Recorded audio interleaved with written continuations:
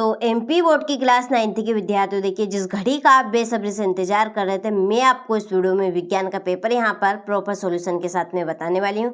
वास्तव में आप टॉप करना चाहते हैं तो इन प्रश्नों को आप कंप्लीट करके जरूर जाइएगा, क्योंकि 100% आने वाले प्रश्न मैं आपको इस वीडियो में विज्ञान के बताने वाली हूँ। तो चलिए बिना किसी देरी के वीडियो को हम शुरू करते हैं। प्रॉपर सॉल्यूशन आपका यहाँ पर रहेगा इस पेपर का, तो आप एक भी प्रश्न मिस मत कीजिएगा, क्योंकि ये आपके 100% आने वाले प्रश्न हैं। ठीक है, तो चलिए वीडियो को हम शुरू करते हो। चलिए बढ़ते हैं प्रश्न की ओर। तो देखिए आप पहला प्रश्न है कि ध्वनि का वेग सबसे अधिक होता है, तो इसका आंसर है ठोस में।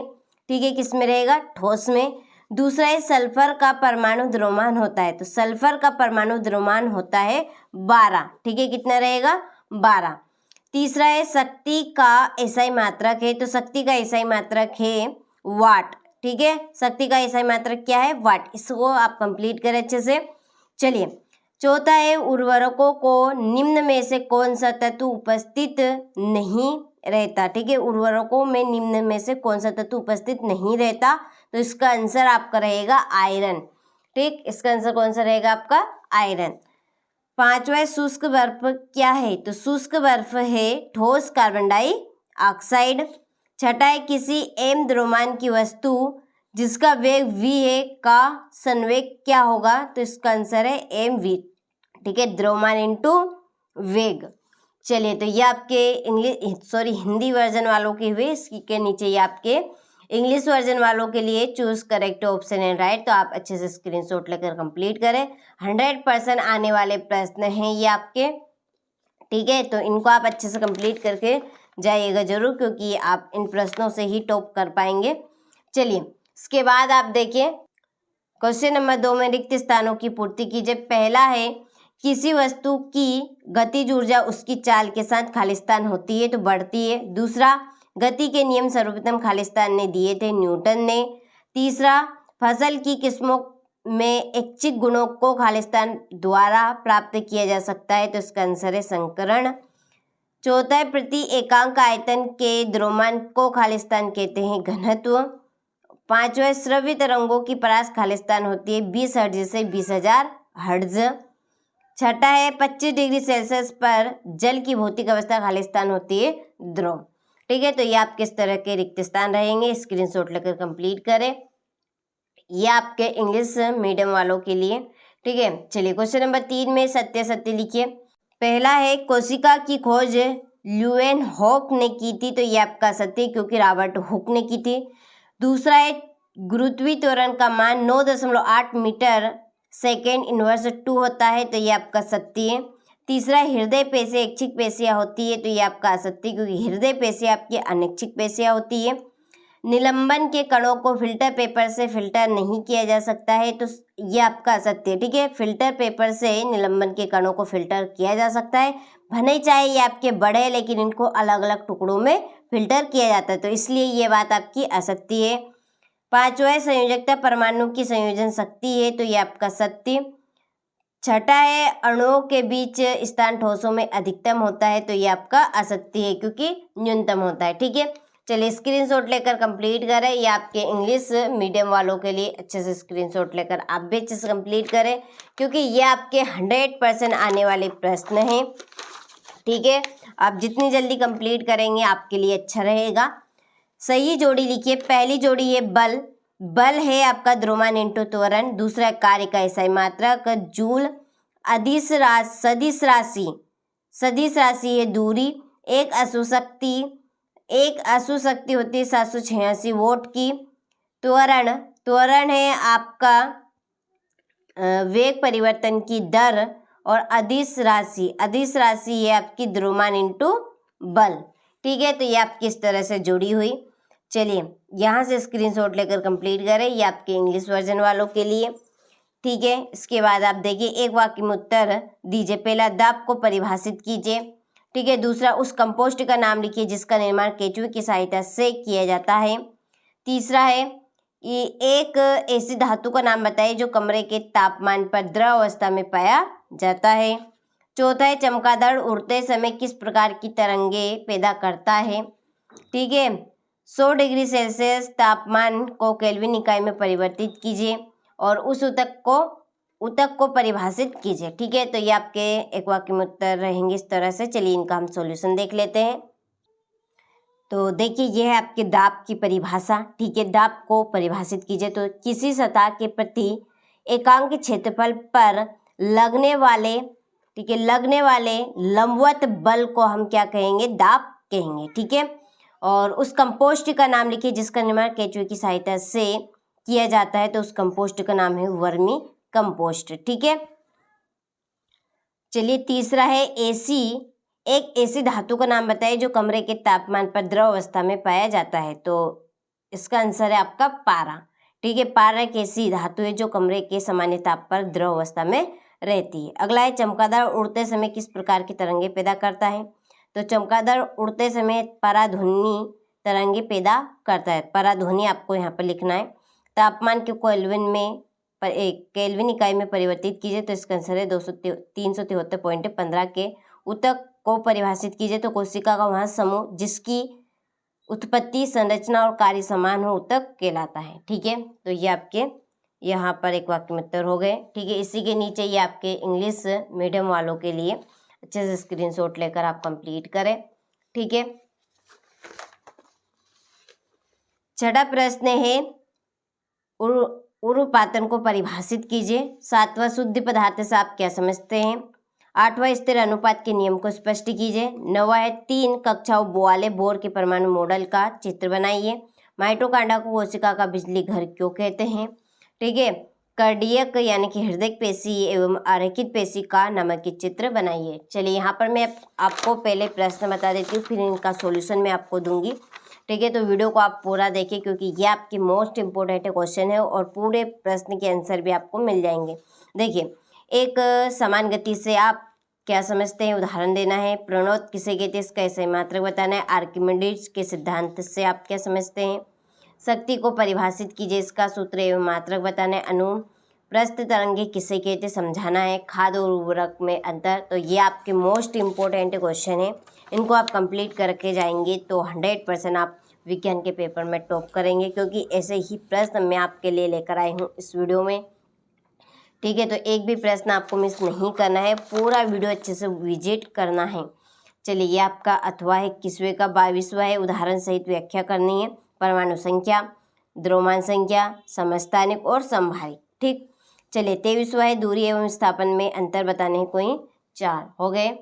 चलिए अब बढ़ते हैं इनके सॉल्यूशन की ओर। तो देखिए ये है आपका छठे प्रश्न का आंसर। उरुपातन को उदाहरण सहित परिभाषित कीजिए। तो इसकी परिभाषा आपकी बनेगी कि उरुपातन वह प्रक्रिया है जिसमें कोई ठोस पदार्थ बिना द्रव अवस्था में आए सीधे गैस में परिवर्तित हो जाता है, अर्थात कहे तो ठोस से सीधे वाष्प अवस्था में परिवर्तन को उरुपातन कहते हैं। ठीक है, उदाहरण में लिखिएगा कपूर, नाफ्थलीन की गोलियां रहेगी। आयोडीन उरुपातन के उदाहरण है। ठीक है, तो ये बहुत ही सरल और सिंपल भाषा में है और सुंदर भी है। कल्लांक की परिभाषा ये आपकी है। ठीक है, शुद्ध पदार्थ से आप क्या समझते हैं? तो शुद्ध पदार्थ हम किसे कहेंगे? तो देखिए आप कि शुद्ध पदार्थ वहाँ पदार्थ है जो केवल एक ही प्रकार के कणों, ठीक है, कणों यानी कि अणु या परमाणु से बना होता है और जिसमें किसी अन्य पदार्थ की मिलावट नहीं होती। इसके भौतिक और रासायनिक गुण निश्चित एवं समान होते हैं। ठीक है, जिसे हम क्या कहेंगे? शुद्ध पदार्थ कहेंगे। ठीक, चलिए इसी के नीचे ये आपके इंग्लिश वर्जन वालों के लिए अच्छे से कंप्लीट कीजिएगा। वास्तव में आप टॉप करना चाहते हैं तो इन प्रश्नों को कंप्लीट करके जाए, क्योंकि ये आपके 100% टॉप करने वाले प्रश्न हैं। ठीक है, निक्षेपण किसे कहते हैं? यहाँ से स्क्रीनशॉट लेकर इसकी परिभाषा आप कंप्लीट करें। 8वां प्रश्न है स्थिर अनुपात के नियम को स्पष्ट कीजिए। ठीक है, तो स्थिर अनुपात का नियम यहाँ कहता है कि किसी भी शुद्ध रासायनिक यौगिक में तत्व सदैव एक निश्चित द्रव्यमान अनुपात में ही उपस्थित रहते हैं, चाहे वह यौगिक कहीं से भी प्राप्त किया हो। ठीक है, यह किसी भी विधि से तैयार किया गया हो। उदाहरण, जल में हाइड्रोजन और ऑक्सीजन सदैव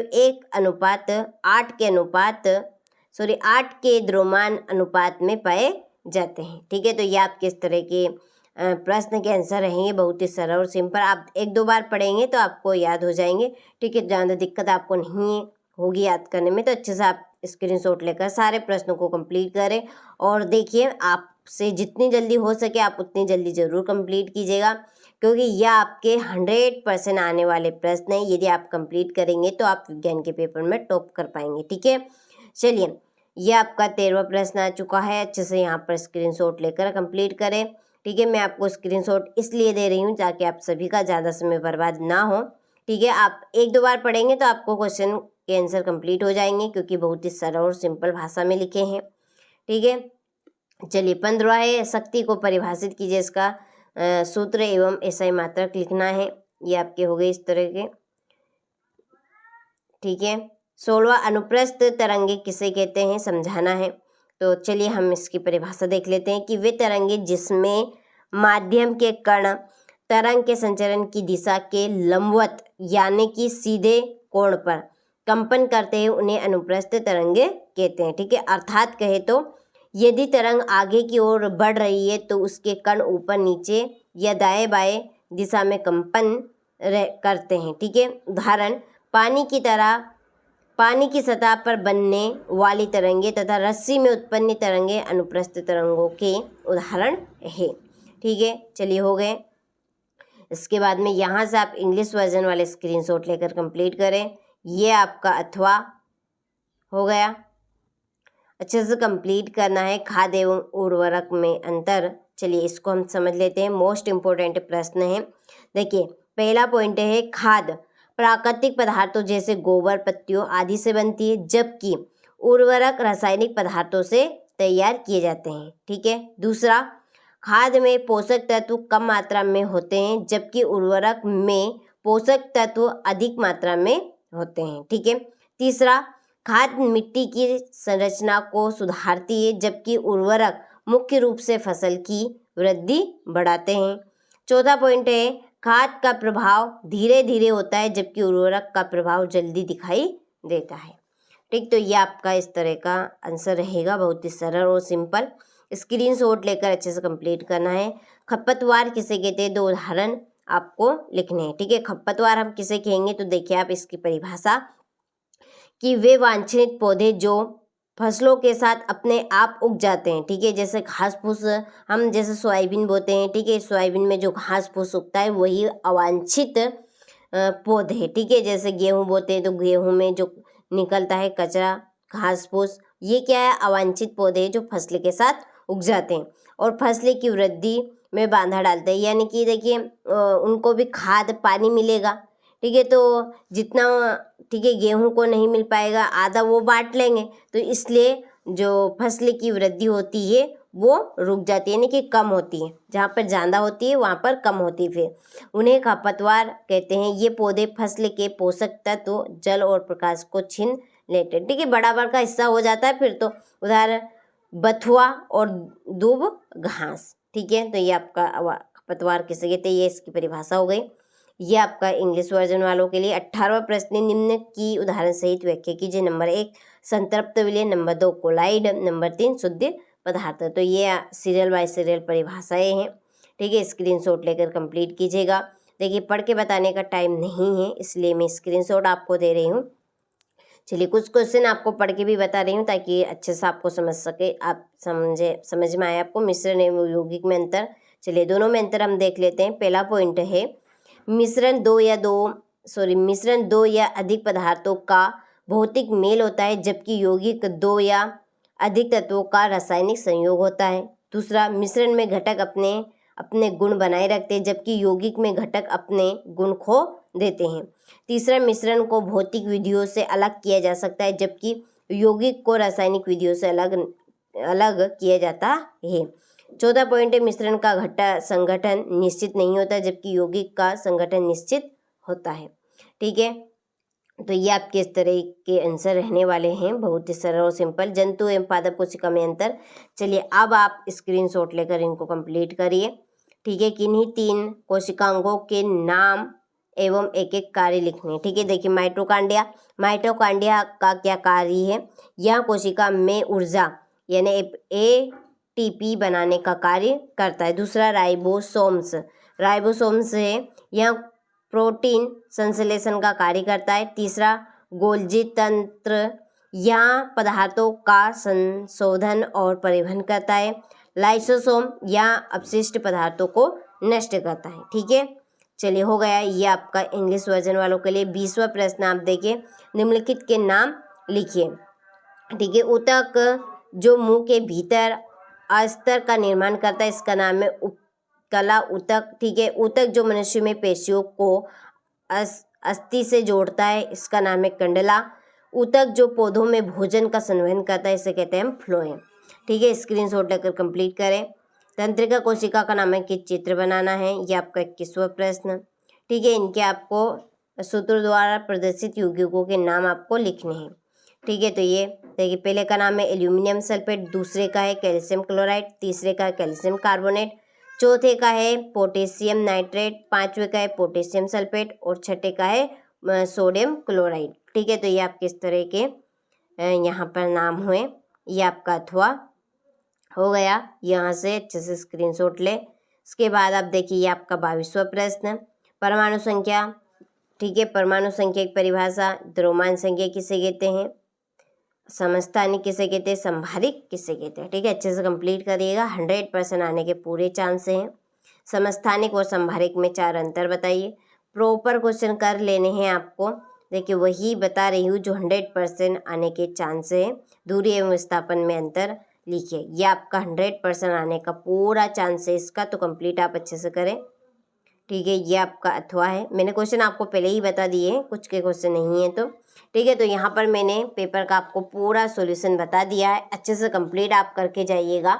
ठीक है, क्योंकि ये आपके 100% आने वाले प्रश्न हैं जो मैंने आपको इस वीडियो में प्रॉपर सॉल्यूशन के साथ में बता दिए। ठीक है, तो कंप्लीट आप अच्छे से करें इन प्रश्नों को।